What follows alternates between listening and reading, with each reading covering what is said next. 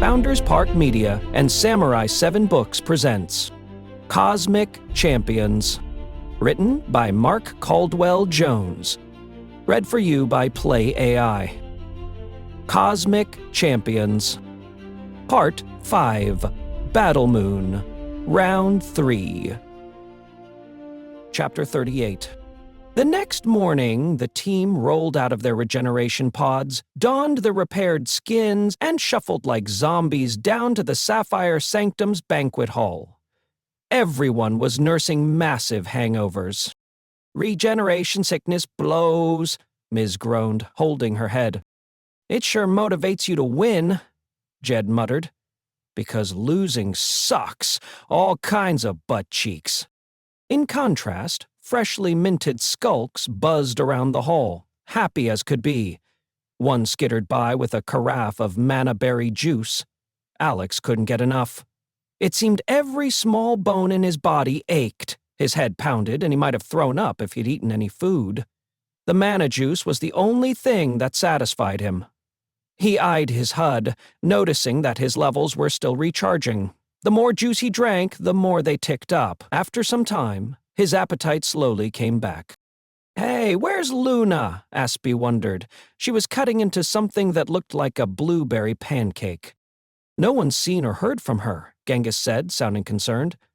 "I was protecting her in a healing spell when everything exploded. Then after that she just disappeared. Man, I'm worried." "Don't be," Jed said, hooking a thumb at their nearby server.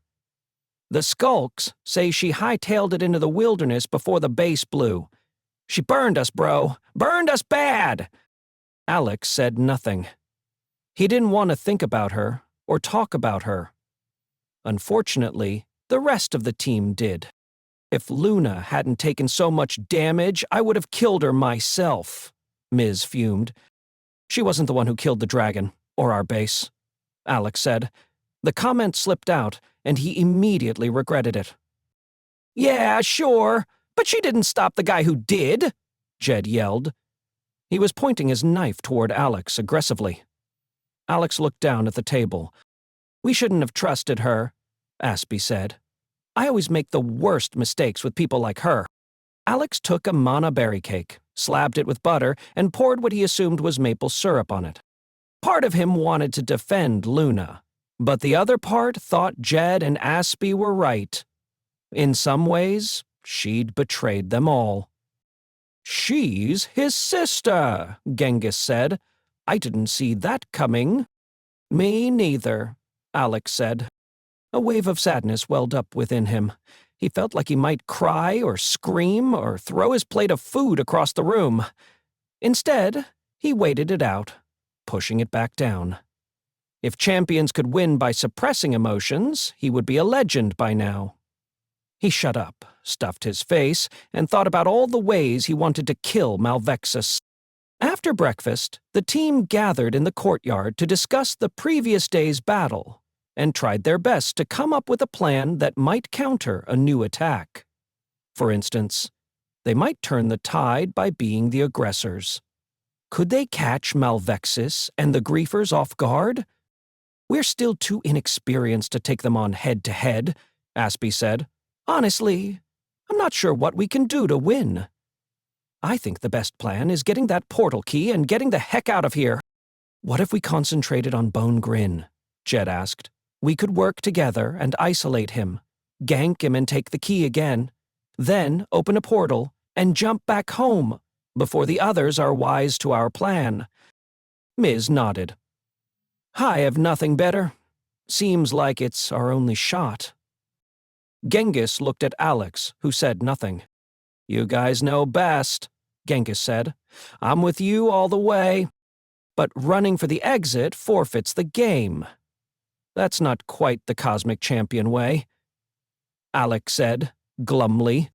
"We're trying to save our lives," Ms. sighed. "Yeah, I know. I just thought it would end differently." "Alex still wants a happy ending that fades out with a Taylor Swift song," Jed joked.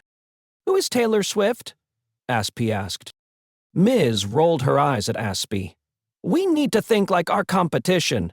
He's broken every rule in the game." They continued arguing and debating until late afternoon. Nevertheless, the plan to isolate and attack Bonegrin remained the top choice. At dusk, the skulks gathered around the gate, murmuring excitedly. "What's that all about?" Alex asked.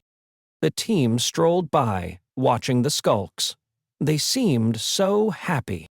"They say someone's selling skulk treats," Jed said. "Like a food truck?" Ms. laughed. "I didn't know the little guys needed food." Genga shrugged. "We should let them celebrate. No telling how much time any of us have left." Alex nodded. The skulks opened one of the smaller side gates, and a humpbacked old woman rolled a cart inside. The curious vendor parked and raised a tent. A group of skulks queued up, waiting to make a purchase. The team laughed at the frenzy and walked on, discussing their next steps. It was decided they would enact their plan as soon as the moon rose overhead. Nearby, Nightbane smiled. Her deception was almost too easy. The Earthborn had shown heart in the previous battle. She liked that, even welcomed it. But she also wanted to win.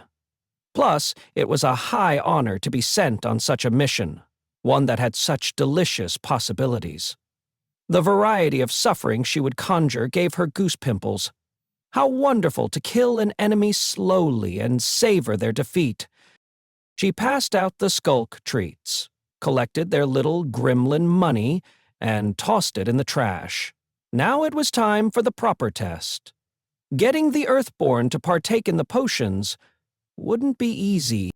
She handed one senior wizard skulk 5 flagons of brew and pointed to the Modfia. He bowed respectfully and skittered over to the team. She watched as they refused. Then, most likely out of something called guilt, an emotion she didn't understand or experience, the Earthborn took the tiny cups, made a toast, and drank the potion down. How incredibly marvelous! A devilish smile curled on her face. Tonight, when sleep came, she would show Malvexis how valuable she was to the griefers. Anyone who can control the mind has genuine power, and each of the Earthborn would soon know this terrifying truth. Chapter 39. While the mood at the Sapphire Sanctum was literally and metaphorically blue, the vibe on the other side of the battle moon was the opposite. The griefers were having a party. The celebration had gone on all night and continued into the next day. They ate and drank their fill at their grandest banquet table. "We've won so many battles that I was finding victory a bore, but this one is quite sweet," Cadaver said. "You speak the truth," Malvexis replied. "I felt much the same way. But fighting the Earthborn was different. They proved sufficiently challenging. My blood still boils from the excitement of their humiliation. Perhaps Lifestealer trained them?" Bonegrin wondered. "Not well enough," Lackey cackled, then everyone laughed. "They have some natural talent, and for that deserve a modicum of respect," Nightbane mused. "For instance, their healer is formidable. Thankfully, he doesn't understand this about himself." "You are right, Nightbane," Malvexis said, leaning forward. "We must get rid of him first. He is the heart of the team, and one of the most dangerous. His powers seem to be enhanced by the Evercore energies. For some reason, he embraces the prime moral principles that the Cosmomancers preach," Cadaver scoffed. "Perhaps because he is young and foolish." "Could it be Game Master guides him?" Nightbane asked. "Perhaps," Malvexis replied. "All the more reason he must be destroyed. But once he is gone, Titan will still be a problem," Lackey muttered. "Titan may wish to lead, but the team doesn't respect him," Nightbane said. "Good. A leaderless team is easy to rip apart," Malvexis said. A slight grin curled around the edges of his mouth. "And what of Game Master?" Lackey asked. That old decrepit fool has been taken care of, Bonegrin said. Snared and infected by the dread magic in the mana lake. He is weakened and most likely dead. No, my lord, Lackey said, raising a claw. We have spies in the wilds. They say that the Earthborn freed him from the trap. Yes, I heard this report. Malvexus laughed, raising an eyebrow. And how was their act of mercy repaid? Killed them! Killed them dead! Lackey roared. He slapped his little claws to the table as if it was the funniest joke ever told. All the griefers erupted in laughter. Ha! Yes, I would expect nothing less, Malvexus said, rising to his feet. A nearby skulk refilled his mug of brew, and he continued like a politician practicing his stump speech. Here's evidence of the cosmomancer's apathy toward our lives, yet so many dare call me heartless. No, my friends, it is quite the opposite. As I've said from the first day we set foot on this moon, this game is rigged, and we are but its prisoners. These elite, heartless cosmomancers, drunk on power, spin their lies about creating a cosmic alliance, but look around. The citizens of this alliance are nothing more than slaves. Hail Mount Vexus, the first champion to rise and challenge these lies. Lackey stood on the end of the table and raised a flagon of brew. Adaver stood and joined the toast. If the cosmos wants an overlord so cussing bad, let all voices raise and spread the word. Malvexus is that lord. She drank her brew in one gulp and slammed her mug onto the table. Down with the cosmomancers, the griefers cheered. They invaded our world, imposed their will upon my people, forced us to channel our warrior blood into this entertainment, Malvexus raged. Before these aliens came, my forefathers conquered and killed for glory and true honor, not for the pleasure of these puppet masters. I despise their kind, and I will be free of them for all time. The griefers cheered again.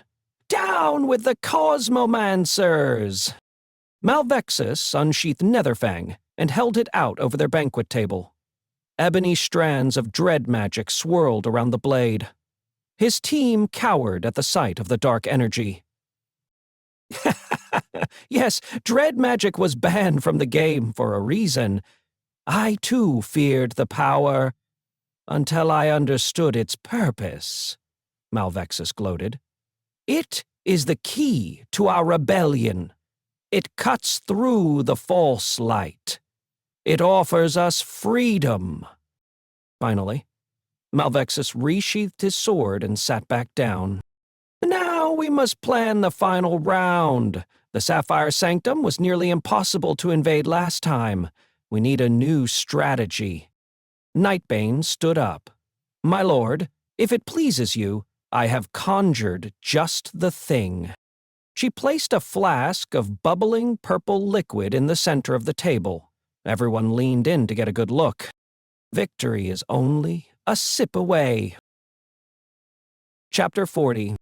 On one level, Aspie knew what she was experiencing was a dream of the night's previous battle. But on another level, her mind believed the nightmare was real. As the battle raged around her, panic gripped her so viciously she was sure she would die. Her teammates were taking damage from all sides. What could she do? How could she protect them? The chaos of the fight had trashed every conceivable plan. They were losing, and there didn't seem to be any way to stop it. The goblin called Lackey conjured a downpour of electric rain, shocking everyone. Bonegrin hurled his dangerous trident at the team. Jed tried to block it, but the weapon was too powerful. It punctured his defense and drove through Jed's arm, pinning him to a large warwood tree. "Oh no, Jed! I'm coming! Hold on!" Aspie yelled. She tried to move but couldn't. She felt tears form around the edges of her eyes. Why was her anxiety so terribly paralyzing? Now the panic was turning to pain and anger. She wanted to cry. As usual, she was caught, in the middle of her feelings, but unable to express any of them.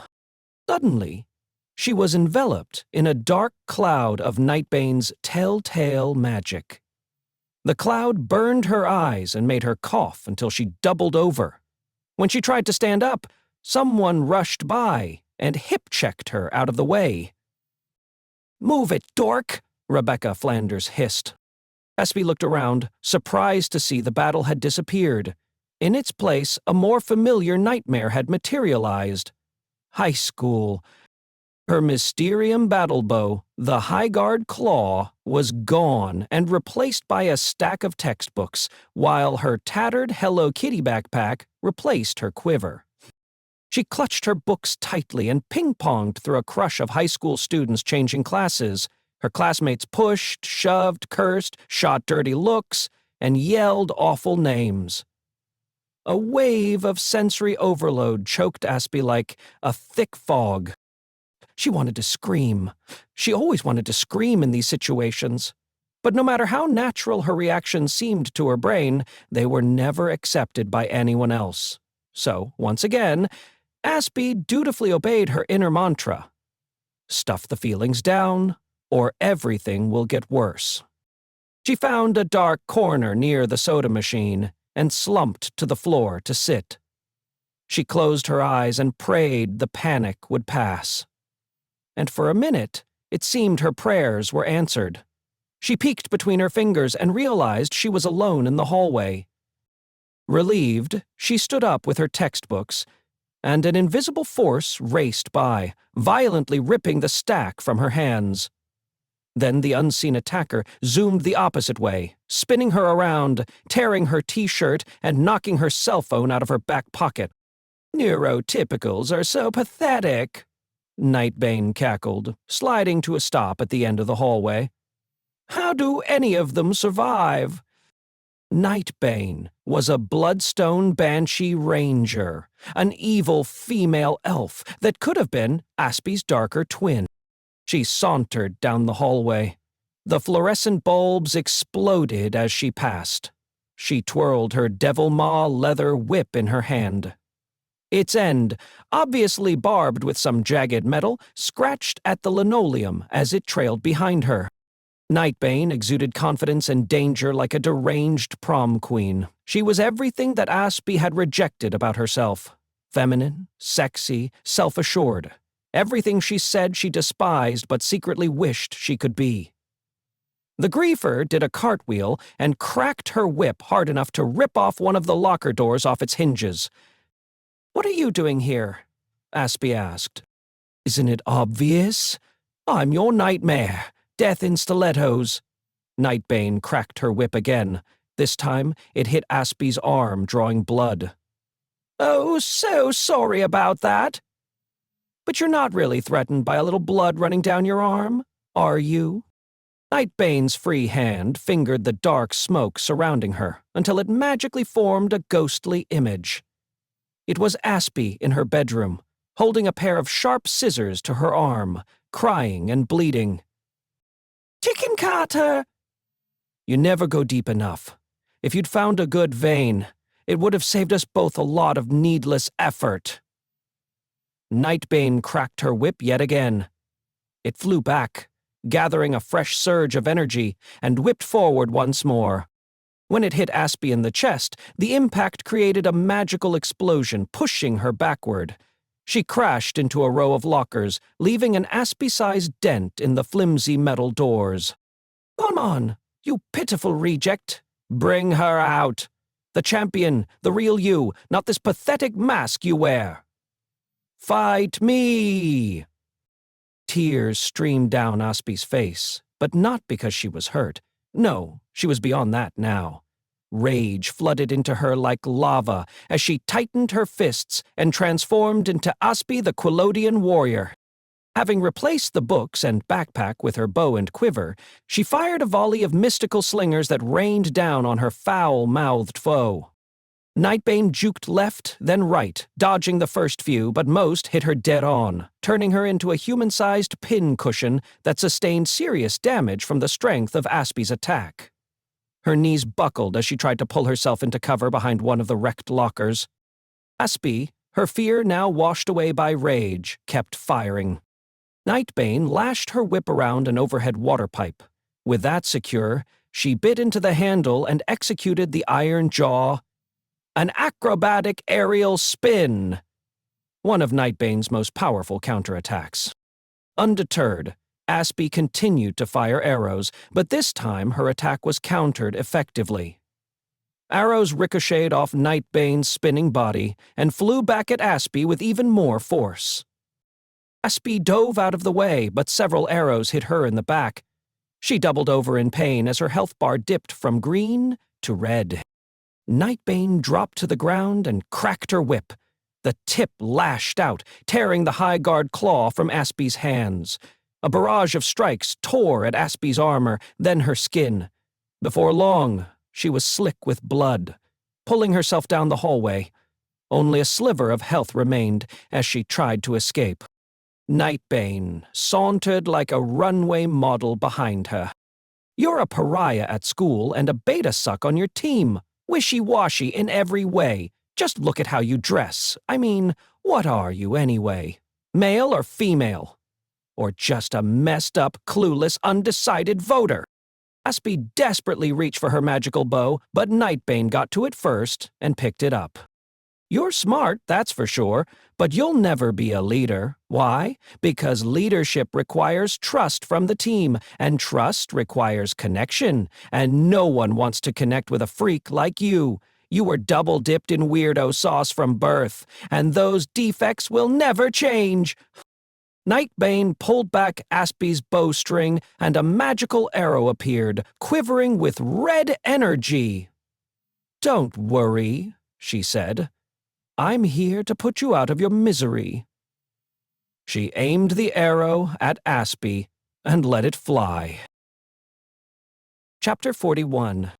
Jed thought he'd gone to bed, but now he was back in the middle of the North Wilds. The Warwood forest surrounded him, and he could see the Crimson Castle's red glow in the distance. His heart was beating out of his chest. He was sweating and confused.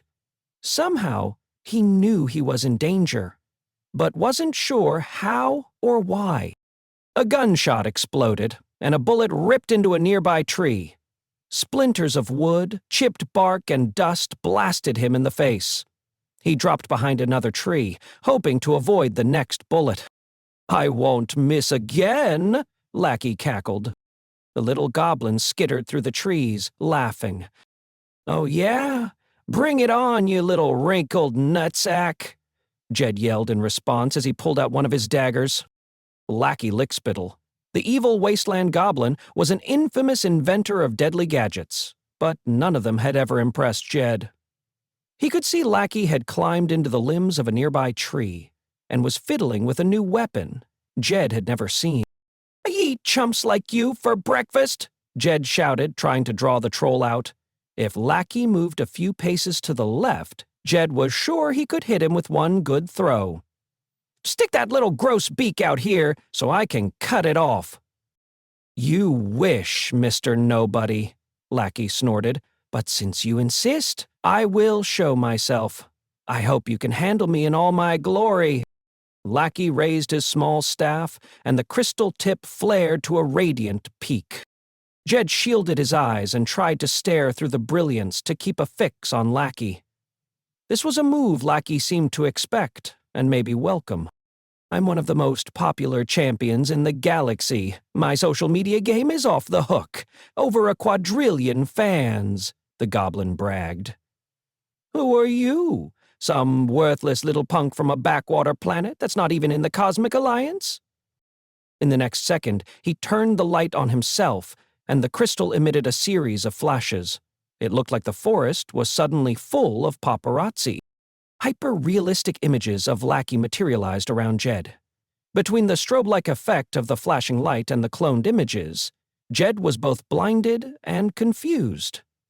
He couldn't get a fix on the real lackey who sashayed through the crowd of his magical clones. Jed realized the goblin's staff was a glorified selfie stick. What a joke. How was this clown even a champion? He couldn't let this insane creature intimidate him or, worse, beat him. He reached for a collection of throwing daggers hidden in scabbards on his back and fanned them out like cards, 5 in each hand. With practiced precision, he threw them at every lackey that appeared, but they whizzed harmlessly through the magical projections. None of them found his actual target. That was disappointing. But the magic of his daggers countered the magic of lackeys' selfies, and they fizzled out, like video calls with poor reception, clearing the field of the intended confusion. "What a buzzkill," Lackey sneered. "No wonder your team hates you." "Hates me?"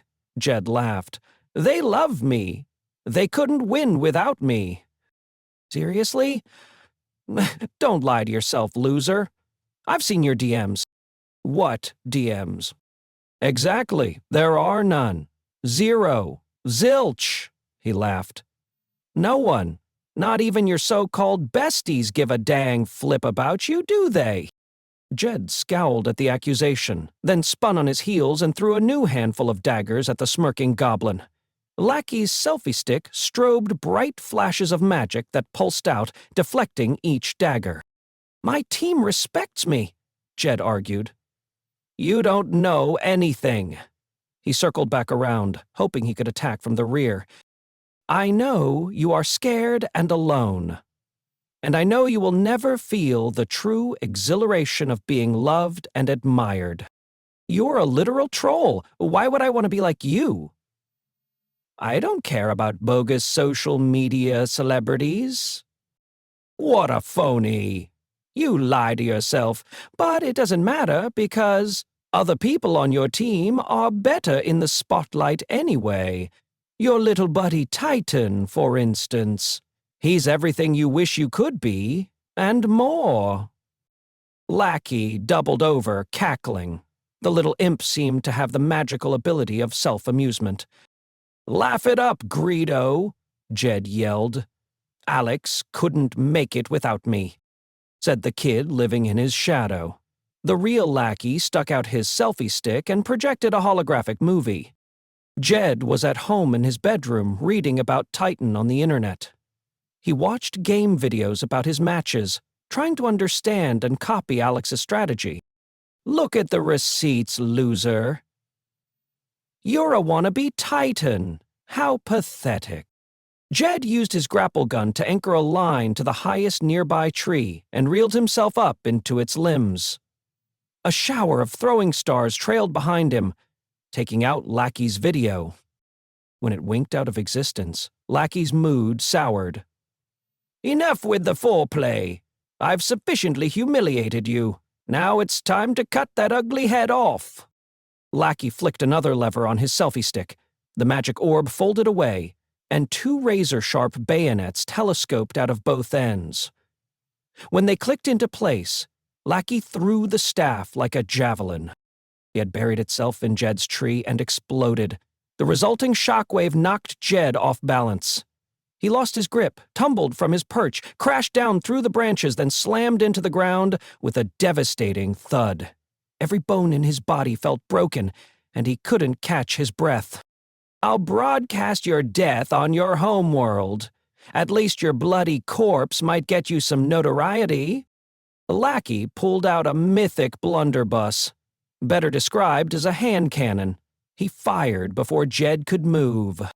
The cannonball exploded mid-flight, creating a cloud of red heart-shaped shrapnel that buzzed around Jed in a swarm.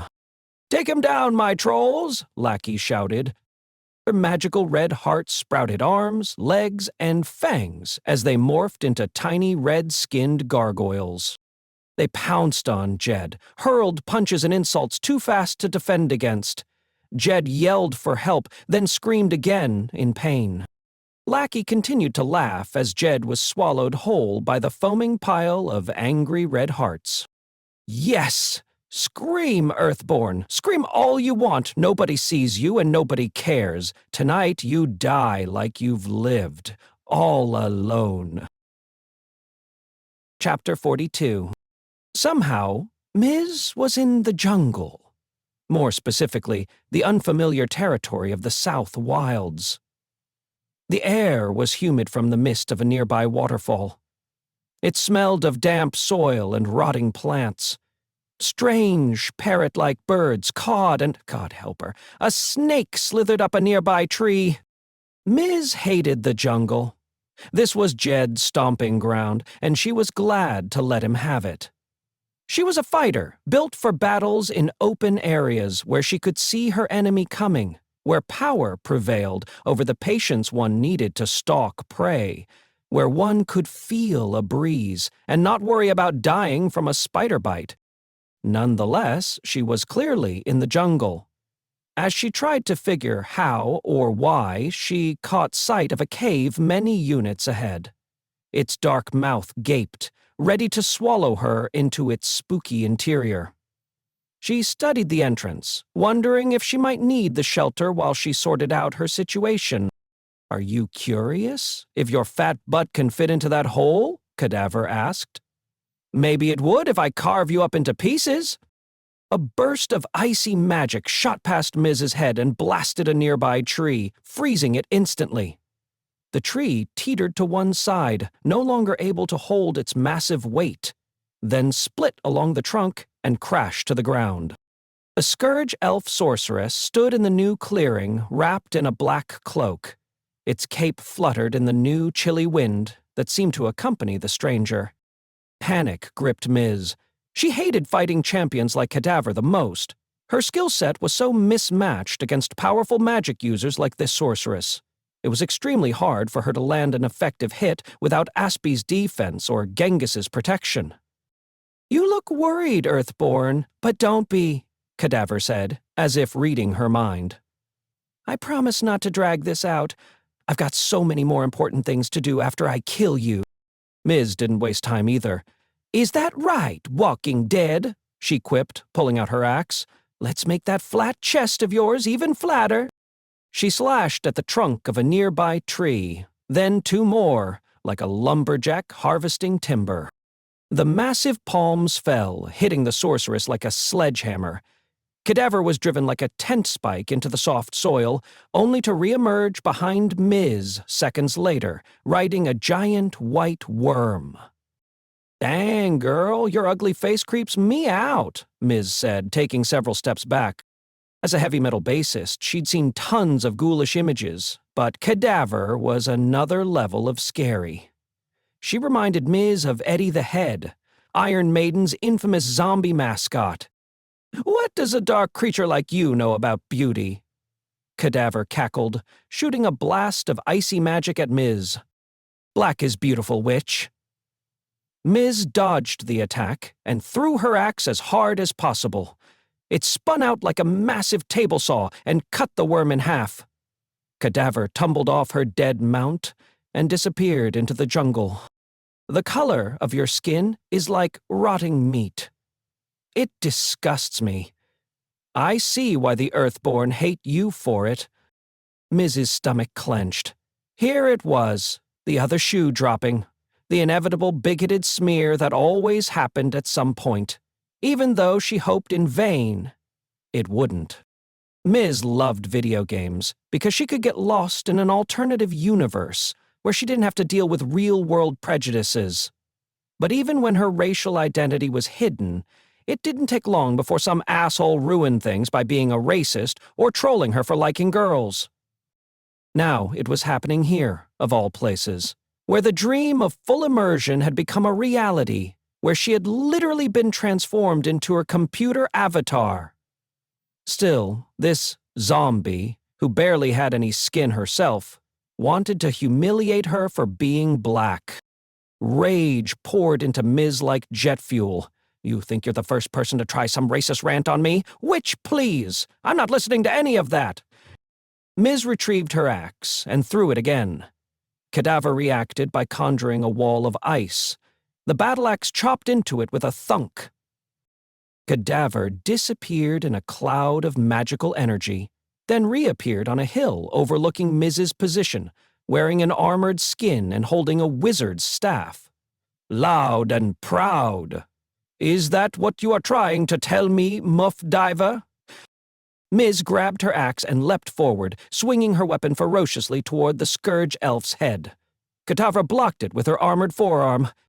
They shoved and pushed each other, Miz hoping against hope she could get just enough distance to try another swing.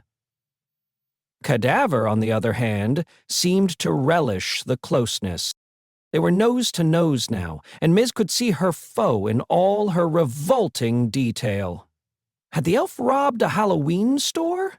She was wrapped like a mummy in strips of steel armor and wore a black wizard's cloak reminiscent of Santa Muerte. Around the joints of her armor where her skin was exposed, Miz could see large loops of what could only be described as surgical thread. Her limbs and body parts seemed to be held in place by it, as if she was some victim of terrible plastic surgery. But none of this seemed to matter. Despite looking barely held together, she moved with the skill of a gymnast. Her body was perfectly in proportion, but at the same time, hideous. A supermodel cobbled together by some dark magic. Yeah, she'd been pretty once. Maybe. That was up for debate, but now she smelled of rot and ammonia. The only thing she was missing was an autopsy scar and a toe tag. Miz wanted to vomit, but she also felt a wave of jealousy, which must have been obvious to her foe. "You want to feel me up?" Cadaver purred. Miz recoiled in shock, and Cadaver hit her with the blast of magic. Miz fell flat on her back, her axe spinning out of reach into the undergrowth. "Come on, touch me, baby," Cadaver said, running her hands over her body. "I think you like what you see, don't you? My figure has been perfected, unlike whatever you have hiding beneath that costume." She blasted Miz again. A piece of her armor fell away. Let's see. I guess it is a body. But what a disaster! She held out her hand as each finger morphed into a glass syringe. Viscous green fluid boiled inside, giving off the odor of formaldehyde, while her nails became long hypodermic needles.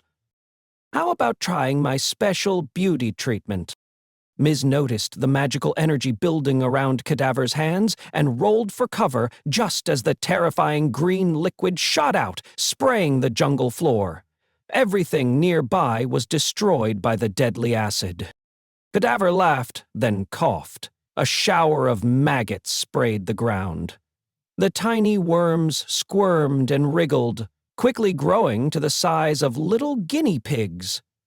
Cadaver picked one up like it was her long-lost pet, tickled its non-existent ears, and ate it. Got to keep your energy up. I prefer protein, it's always the best. But you know nothing about dieting, do you, my little chubby foe? "I'm going to kill you," Miz screamed, "and love every minute of it." She lunged to retrieve her axe and threw it. Cadaver juked to the left, trying to avoid the weapon, and mostly she did, except for one hand. The axe took it off at the wrist.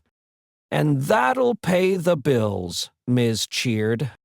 Cadaver doubled over in pain, holding her arm in a vise grip to stem the blood flow. "That was a lucky move." "Yeah? Well, come get some more, beauty queen." Suddenly, Cadaver was behind Miz. The hand of hypodermic needles flashed like lightning, and Miz screamed. Blood sprayed on the jungle floor. "On the Battle Moon, we play for keeps," Cadaver whispered. "You'll learn soon enough. They call me Cadaver for a reason."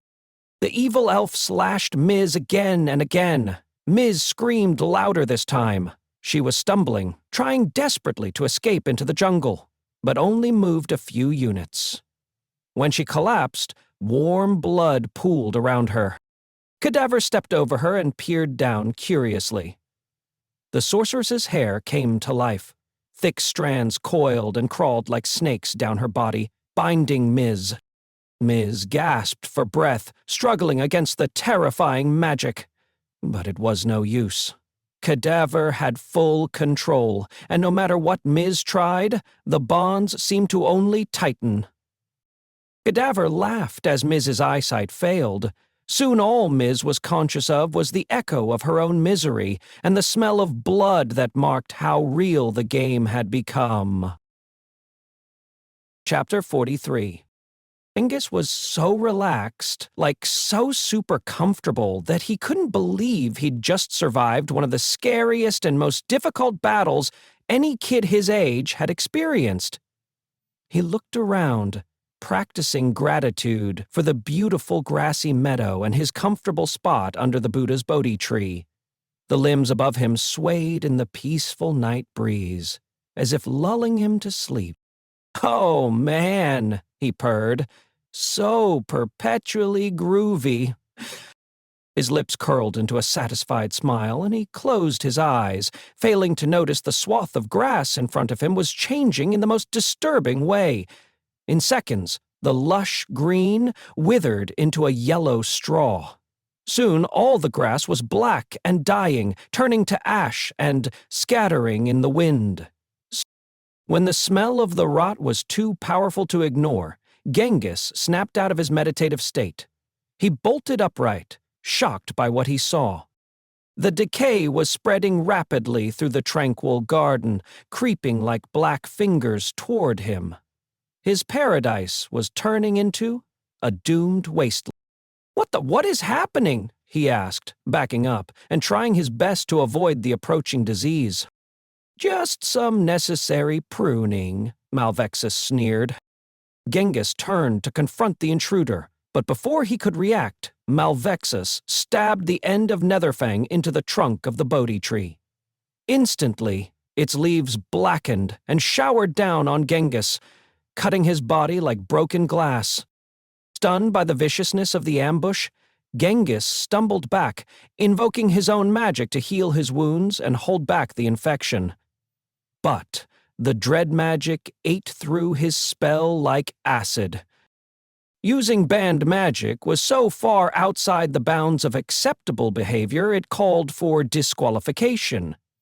However, one good thing about the attack was that it revealed Netherfang was the source of the evil.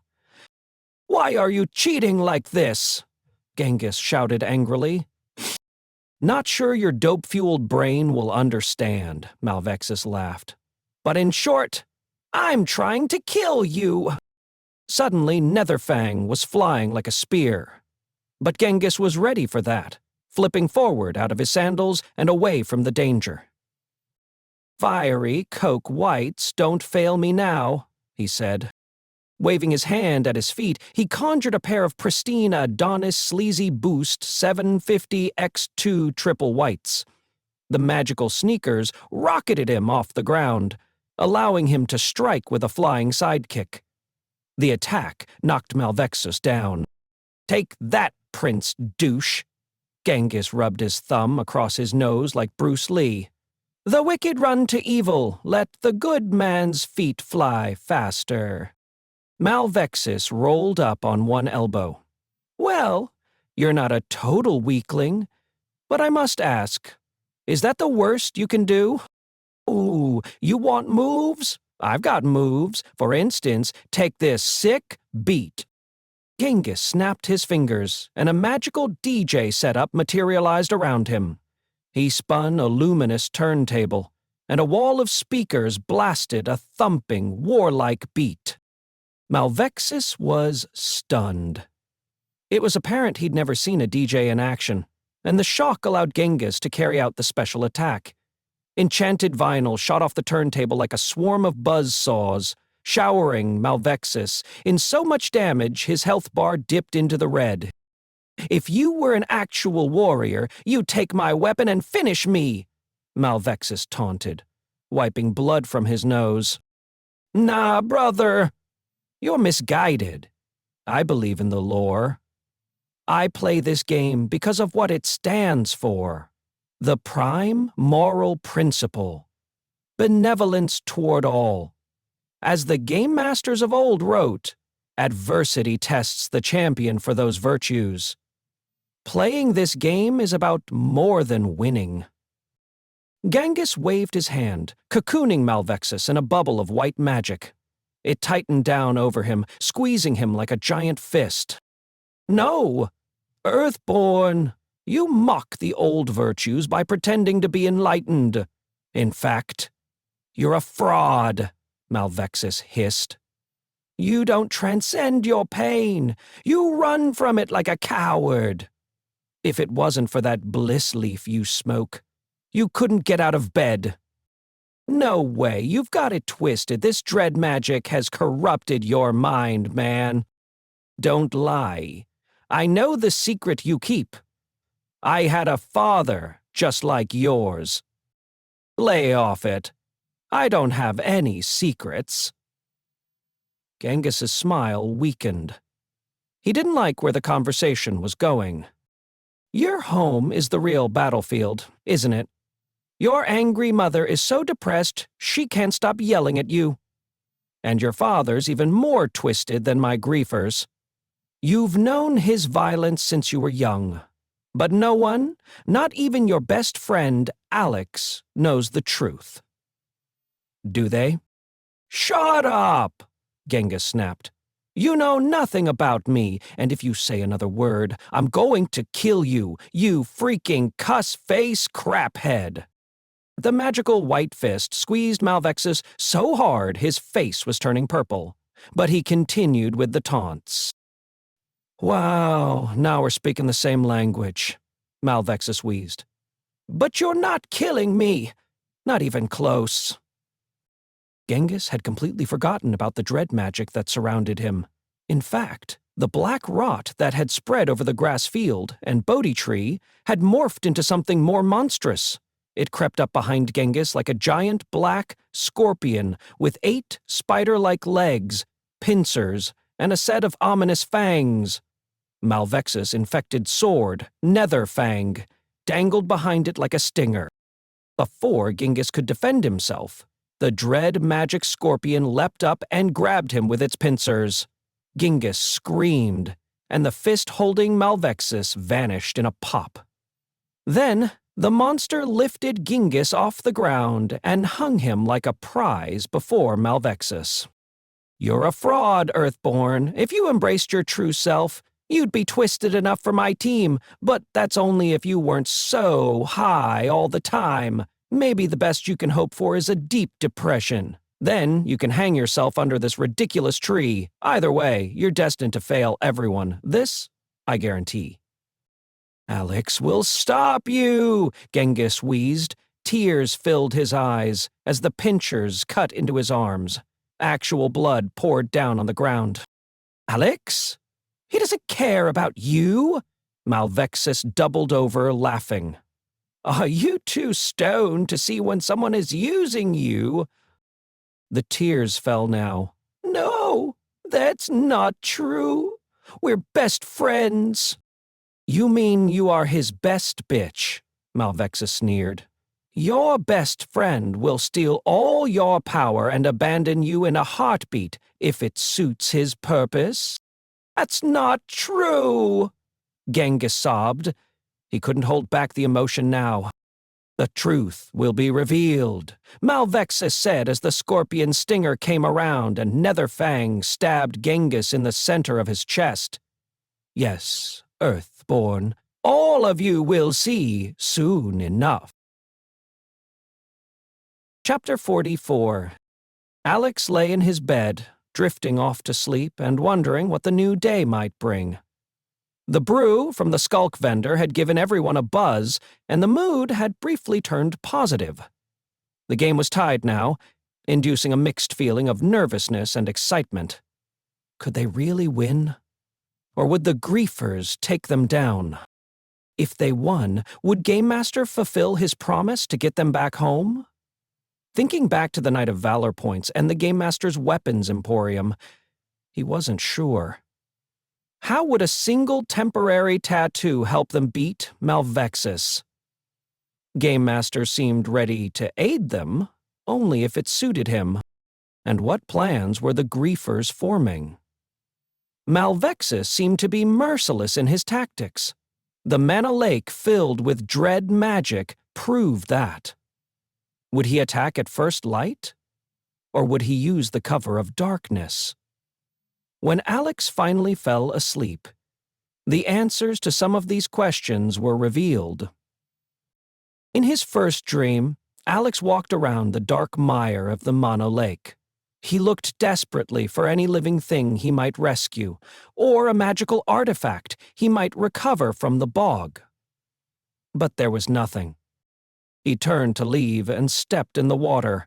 Soon he was sinking in the inky black goop, unable to pull himself free. Undead creatures and champions under the water grabbed and clawed at his ankles. Panic set in right as the dream changed.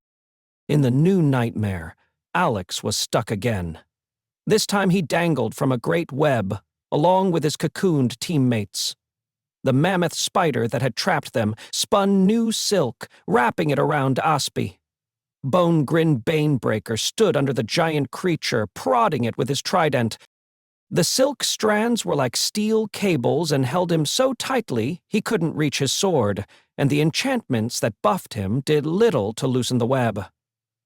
He couldn't move, no matter what he tried.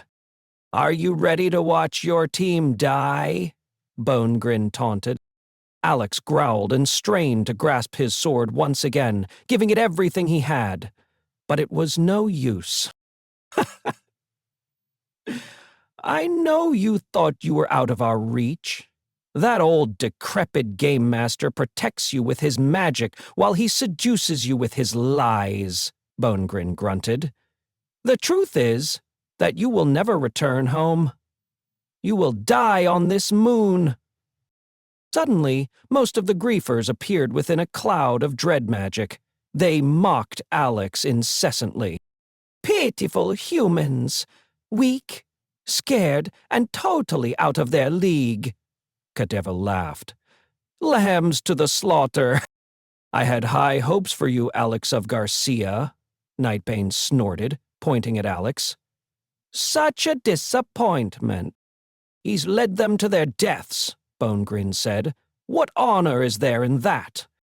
"Loser, loser, loser," Lackey Lickspittle chittered in a high-pitched squawk that reminded Alex of a sick crow.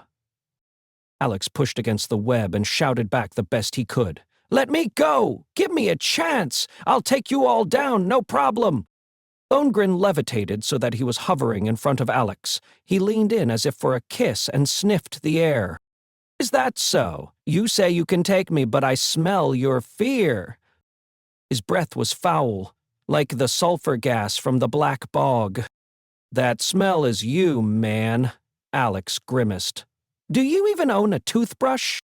"Jokes don't win this game," Bonegrin raged. "And to lose is to lose everything, your life and your homeworld."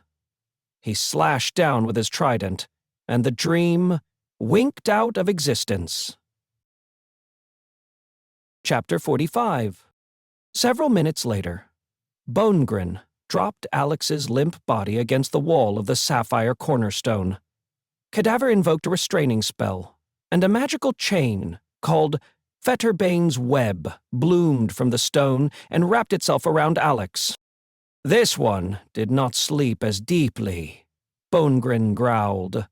Nonetheless, the spell was enough to capture him. "Only one more to go," Nightbane said, "and we can kill the Cosmocron." Lackey nodded to his teammate. "You've done well, Nightbane. Combining a fear potion with a dream spell was a stroke of genius." "Yes, it seems Game Master fortified this place, but attacking through their dreams broke through all the protections." Alex shook himself awake and did his best to sit up. He glimpsed his heads-up display. There were only slivers of red left on his mana and health bars. It was the same for everyone on the team. The dream had somehow been real. A true nightmare. He looked around. Miz was chained next to him and still unconscious. Aspie was beside her, and Jed was on the other end of the row. When they'd gone to sleep, Luna had still been missing. He didn't know where she was, but he was most worried about his other teammate. Where was Genghis? The griefers had gathered in a circle several yards away. They watched their prisoners carefully while discussing something in hushed tones. Occasionally, they would laugh, as if they'd already won. "Is everyone okay?" Alex whispered. He immediately realized it was a dumb question. The desperate murmurs and groans of pain were an obvious answer. "I can barely move," Aspie said. Opening one eye, she waved her chained hand. She could only muster a flicker from illumination spell that cast them in a warm glow. "I don't feel so good," Jed muttered. "Whoa! What a horrible dream," Ms. said, finally coming around. She sat up and palmed her face in her chained hands. "That wasn't a dream," Aspie said. "They attacked us." She raised her leather armor, showing off deep red gashes that started along her back and continued down the side of her rib cage. "I'm a mess, too," Jed muttered. He tried to sit up but slumped down, apparently too injured to move much at all. Blood was oozing through wounds on his chest. "I hate to say it, but I just got my ass handed to me. I need Genghis's healing really bad." "Where is Genghis? Anyone know?" Alex asked. He strained against the chains, looking around desperately to find his friend. "Here he is," Malvexus said, suddenly materializing in front of them. Genghis was unconscious and slung over the Grim Knight's shoulder. He waged a valiant battle, but alas, it wasn't enough. He dropped Genghis next to Alex. Alex was horrified. Genghis looked dead. A dark wound, dried blood, he guessed, spread from the center of his chest. "I'll bind him," Cadaver cackled. "But it seems this one doesn't really need chains." The griefers laughed. "What did you do?" Alex shouted, straining against his bindings. "I defeated him, of course," Malvexus said. "That's what champions do. Why pick him? Were you too afraid to come after me?" "Oh, no, Titan. I'm saving you for last," Malvexus said. The griefers chuckled again. Malvexus stiffened and turned on his team in anger. "And why do you four laugh? Has our victory been secured? The sanctum still stands. I told you I wanted every brick of this place pulled down before we destroy the cornerstone. Total and utter humiliation." He was in a rage, pointing with his clawed hand toward the main cathedral. Cadaver looked at him in shock. "But we've already won, sire. Your enemies are at your feet." "Go now," Malvexus screamed, pointing again. "I will finish the Earthborn." "But, my lord, you promised us the kills." "Do as I command, Bonegrin," he argued. He drew Netherfang from its sheath and pointed it at the orc's chest. "Or the first kill will be you." The giant warrior raised his hands in surrender, while the rest of the griefers cowered in fear. "I will not say this again," Malvexus seethed. The veins in his temple flared. "Go! Now! Tear every brick down, then return to me." The griefers delayed no longer, turning and running toward the cathedral, as they'd been commanded. Malvexus sheathed his sword. For several moments, he stared at Alex, saying nothing. Alex braced for the worst. "Are they gone?" he asked in a hushed tone. Alex replied, completely perplexed. "Yeah, they're gone." "Good." Suddenly, a cloud of swirling magic stripped away the false form of Malvexus. Game Master appeared, staff in hand. "Then, my boy," Game Master said, "we will take our leave of this place before they get wise to my deception." A mystical light blinded Alex, and they vanished within its flare. That concludes Part 5 of Cosmic Champions. Please like and subscribe, and follow this channel to get the next installment of this exciting story. Visit Mark at JonesMarkC on all the socials for additional information and links to other free audiobooks and the next book in this series. Thanks for listening.